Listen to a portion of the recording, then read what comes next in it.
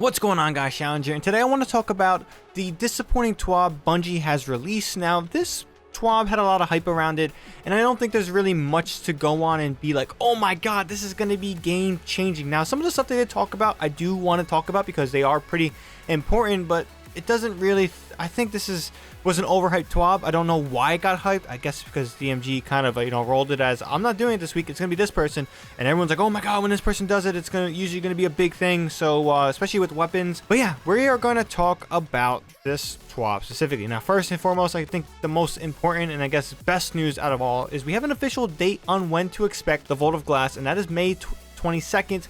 Now, there is going to be a world's first challenge. If any of you guys love to compete in those, I know those things are very popular, and a lot of, content creator careers have been made from those world first, being the first, or just being in the, in the running of being some of the first. So if you guys do want to check those out, I highly recommend them. They're fun to do, and they're going to have contest mode, but I think is good for the Vault of Glass. Now, in terms of things changing for the Vault of Glass itself, it doesn't seem like any fundamental systems are going to be changing itself, like how the Gregorians work, or how that room worked with we had to protect the fucking the Vex confluxes or whatever, and then the Pantheon. It's been forever since I've done that raid, but again, when you hop in there, they said a lot of things are not going to be changing. There might be a few champions in different contest modes, but in general, I mean, I'm glad to see it coming back. There's a lot of weapons I want to see. Vex Mental Class, Fatebringer, Vision of Confluence is a weapon I never got before, and I really hope I can get it this time. I mean, I don't see how I couldn't get it. Watch it be the first weapon I do get from the raid when I finally do it. But yeah, there's a lot of good stuff in that regards. Now, the main topic of this weapons change and update was the heavy weapon roles. They're talking about how they want to make sure that there's specific roles for specific style of weapons. And here on screen, they basically have an explanation of these roles. Now, the first role is Ad Clear is one of them, clearing weaker enemies faster than you could with a primary ammo weapon. For most content, primaries do the Ad Clear job perfectly well, so this is most useful in high difficulty PvE, such as Grandmaster Nightfalls, where you sometimes benefit from rapid fire damage of a machine gun, or the group clearing potential of a rocket launcher. Now, there's also single target damage, burning down a boss, and then there's burst damage, burning down a champion quickly, or for a boss with multiple damage phases, clearing a phase quickly. So some of the things of how they want to have these weapons and what weapons are going to have certain roles. First off, they want to have obviously the sword's going to be ammo efficient to Ad Clear, single target sustained damage, and secondary burst damage at the cost of being next to a dangerous target. Now, rocket launchers, they want to have a burst damage and secondary Ad Clear. Machine gun, ammo efficient Ad Clear, secondary single target sustained damage. We expect to adjust machine guns in a future season. They're currently not hitting this target. Now, linear fusion rifles, single target sustained damage, where the target has a handy crit spot, and secondary burst damage. Now, drum grenade launchers, burst Ad Clear, secondary single target damage, and exotic snipers, single target sustained damage, where the target has a handy crit spot. Now, here's a few examples they've used with heavy weapons in high difficulty content. Now, linear fusion rifles, burning down champions, boss damage, where the boss is a crit spot, or divinity. Now, rocket launchers burst damage against champions or bosses, particularly when lasting impression, clearing up clumped up waves of tough ads, and a machine gun, breaking matching shields in GMs where other weapons can't do the trick, using machine gun instead of a primary weapon in a heavy ammo rich situation where your primary and special weapons are not rapid fire, Le Marque, Secession, whatever machine gun has useful damage type in this Grand Master. So again, these are all big things I like to see in general. I do think the heavy weapon slot is very sword heavy. I mainly just use the Lament. I know I've been using the Swarm a good bit as well, but the Lament in PvE is pretty much the go-to exotic for PvE activities, especially dealing with bosses. So it is good seeing that they're trying to target these roles and adjust the usage rates based on what they do. Again, machine guns deserve more love, and I do want to see machine guns definitely get this benefit. Now, there is other damages to talk about, so they talk about the balance philosophy. There are two approaches we take to making balance changes. Big swings. Make a change that we believe will immediately encourage new player behavior, most useful when we need to nerf or buff something hard enough that everyone can tell that it's happened, with the expectation that we may need to dial the tuning in a later release. Now, example of this is the hand cannon buff in Beyond Light, or the rocket launcher buff in the Season of the Chosen. Now, 120 hand cannons are going to be seeing a nerf in terms of aim assist and range at certain distances. They're changing that up, and I think that's pretty useful. Now, incremental or incremental changes, I don't know why I struggle to say that, take something that we feel isn't fair from where it needs to be, nudge it a little at a time, most useful when we don't want to overcorrect or make something overpowered, or when we don't want to make changes with huge test wake and would prefer smaller, safer changes. Examples: the precision auto rifle change outlined below is season rivals high impact pulse rifles. Now we're going to go down to the weapon archetypes because I do talk about the precision auto rifle stuff. So precision 150 RPM auto rifles.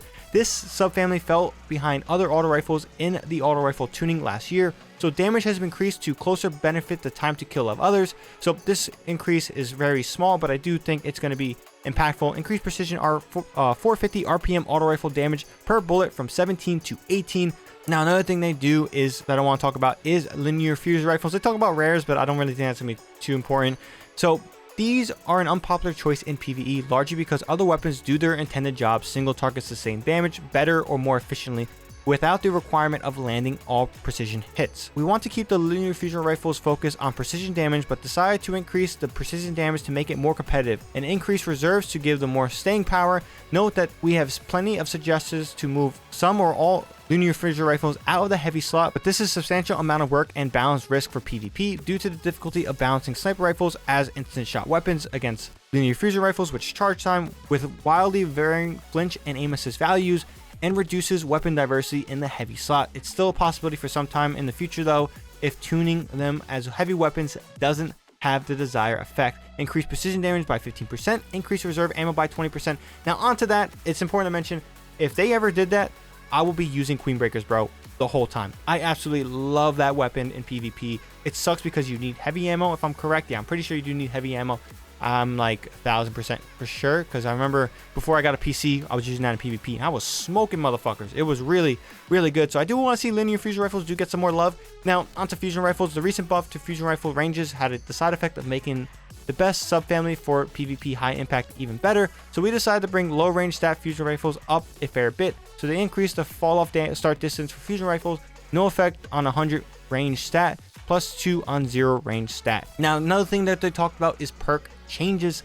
Substance: when we made this perk, we were experimenting with the unusual downsides for powerful perks, but ultimately decided that reducing reserves wasn't an interesting trade-off. We also wanted to be able to put the perk on special and heavy weapons, where reducing reserves would feel terrible. Submachine guns were granting a much smaller magazine fraction than auto rifles, so we fixed that at the same time. No longer reduces reserve ammunition. Submachine guns now receive the same ammo fraction per takedown that auto rifles do, was 10%. Like most weapons, now 70%, same as auto rifles. Now this is pretty cool because I have a 7th Seraph SMG and I do have a couple of them with substance on it, so subsistence. So I'm very, very excited to be utilizing that. SMGs have been one of my favorite PvP weapons to use this whole season, so we're going to be checking that out when this goes live. Now, high impact reserves and under pressure. Due to technical constraints at the time these were created, the trigger condition for these is on a projectile impact. The bonus won't take effect until you fire the weapon once, but we have more flexibility in the perk activators now. These are now active as long as their conditions are met. Now, Unrelenting saw a little bit of change. This was hard to trigger in difficult content, and the health awarded was hard to perceive. So now it's easier to trigger in PvE activities. Trigger immediate trigger on majors and heals 20% more. Sympathetic Arsenal isn't appealing enough for many players as it is, but it is useful in niche situations, so we decided on a small buff to sweeten it a little. Now grants +20 reload in addition to its primary effect. Now, Dragonfly, it's always bugged us that Dragonfly wouldn't proc on every enemy you could finish with a precision hit. Now it works on heavy shanks and servitors and occurs even faster than after the season of Chosen Fix. Now, Hipfire Grip also saw some change. We were being careful not to overbuff this, since when Hipfire is too effective, it changes the game significantly. So we're bumping this up a bit more after the season of Arrivals buff to make it more useful option. +1 degrees precision hipfire angle threshold, 1.2 times reticle stickiness fall off distance. 1 degree doesn't seem like that much, but reference hand cannon aim assist cone angle is 2.5 degrees at 0 AA to 3 degrees at 100 AA, and you can feel the difference between a 90 AA hand cannon and a 100 AA hand cannon with a 0.5 degree increase, so a small difference can be significant. Note that precision hipfire caps at the aim down sight's aim assist cone angle. Now, all that might sound like crazy, but let's just say that they were trying to explain that this is why we simply don't buff this too much at one point because you can get some really crazy aim assist at certain degrees. So yeah, let's just say all that. So also when hipfire is really effective, it does really change the game. So getting back onto some of the other perks, Iron Grip, Iron Gaze, and Iron Reach. We were cautious when making the stat bump perks in season arrivals, not wanting to break the weapon stat ranges at too low of a cost, but the penalties these shipped with were too much. Now we've seen them in the wild. Reduce secondary stat penalty from 40 to -30. Honestly, this is something I'm surprised they ever did. I think honestly a -20 stat will be better because these perks are very specific. They offer specific buffs to certain things, and the fact that, like, I don't know, even -30, I don't know if that's going to be too useful for me. I don't really use these perks, and I still don't see why I would. So Osmosis and Elemental Capacitor, we didn't have time to address these when Stasis came into being, but always wanted them to work correctly when playing the Stasis subclass. Osmosis now switches the weapon to Stasis damage when playing a Stasis subclass. This should work for any mechanics that ask for Stasis damage, but not for Stasis ability damage. Also created Stasis VFX for all weapon types that Osmosis can appear on, and more coming later. Elemental Capacitor with a Stasis subclass grants plus recoil direction and reduces ADS move speed penalty. Now, no distractions. Because of an exotic change below, the sniper rifle flinch changes in Season of the Chosen. We want to make no distractions a more appealing option for combating flinch. Reduce trigger time from 1.5 seconds to 1 second and increase flinch reduction from 30% to 35%. Now, Celerity and Bottomless Grief, we addressed these specifically in earlier TWAB, but here are the buffs again. Note that we have buffed the perks themselves, so these changes apply to your existing drops of these weapons.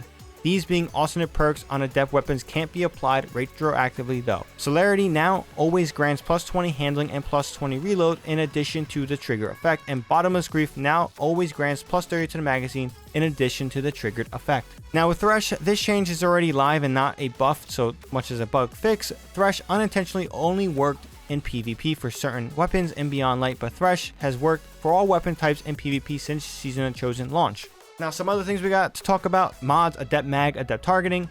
The same reasoning as the Iron Banner perks, we were cautious initially, but think it's fine to reduce the penalties for these perks having seen them in action. Reduce the secondary stat penalty from 20 to -20 to -15. Fix Adept Mag not granting reserves when applied to a sword. Now, Adept Counterbalance didn't feel like enough was an upgrade over standard counterbalance stock to be worthwhile. Increase recoil direction benefit. Now, some exotics we're going to be seeing now. Mida Multi-Tool, I fucking hate this gun. I hope it burns to the ground, but joking. Fine. We hope this is good, right? We've seen many requests to switch this from Outlaw to something more useful, and one thing we've observed is Mida losing fights to weapons that cause more flinch. So here we go. Change Catalyst perk from Outlaw to No Distractions. Oh my god. Okay. Now next, Hawkmoon. Increase the priority of Pyrocausal Charge and Pyrocausal Shot buff text. This was something dropping off the bottom of the list. Now for the future of, in Season 14, we're going to be getting some more changes. So sometime further in Season 14, we expect to touch the following. Now with all shotguns, we don't expect the change to the 2 dominant shotguns by replacing, they replaced Quick Draw with Surplus and nerfing Quick Draw to really move the needle on shotgun usage overall in PvP. We agreed with some of the comments that the weapon usage is not only dependent on tuning, but the map design is also a factor. However, we want more weapons to be more viable on all maps, and we can achieve this through tuning, giving other special weapons room to excel. Specifics coming later. Now, what's pretty interesting about that is that I feel like they're hinting at more maps coming to PvP because it's been such a long time. We want something new. Come on, give us new maps, please. For the love of God, give us new PvP maps. We want it. I want it so bad. Now, Dead Man's Tale. So with the upcoming nerf to 120 hand cannon range, we expect to see a surge in Dead Man's Tale usage, which is already high. We had enough moving pieces in Season 14 that we didn't want to try to squeeze this into the same time, but we have a change ready to go that reins in the ability to challenge sniper rifles, 120 hand cannons, and scout rifles while in hipfire without detracting from the fantasy of the weapon. Now, specifically what that change is, we have to wait and see, but hopefully they do bring in Dead Man's Tale to not be so broken. And then with future rifles, as some of our other changes, we don't want to bump these too much too fast, so we will follow up if needed. Now, holy shit, that was a long video. That was a lot of stuff. Again, I don't think it's probably too crazy. There's nothing here that was like, oh my god, we're really going into some crazy details. But in all, guys, this is the TWAB. They're talking about a lot of weapon balance. I guess the only interesting stuff you could say that really is going to benefit me, I'm curious the most about, is the heavy weapon changes. Will those usage rates and will those roles for specific types of heavy weapons mean anything? We have to wait and see. But yeah, I mean, overall, this TWAB was overhyped. I was fairly disappointed. This honestly is a big TWAB. There is a lot of information in it regarding weapon balance and things in that nature, but I don't see nothing too crazy moving the needle going forward. We have to wait and see in regards to what these mod changes do and things in that nature. So with that being said, that's all I got for this one. I am out of breath. So if you guys enjoyed this video and found it informative, definitely drop this video a like. Helps out the video a lot. And if you guys are new here and you want more Destiny 2 content from me, hit that subscribe button. We do a lot of Destiny 2 content here on the channel, as well as Call of Duty Warzone if that intrigues your interest, and potentially Battlefield whenever we get some more information. With that being said, that's all I got for this one. ShadowNinja here, and I'm out.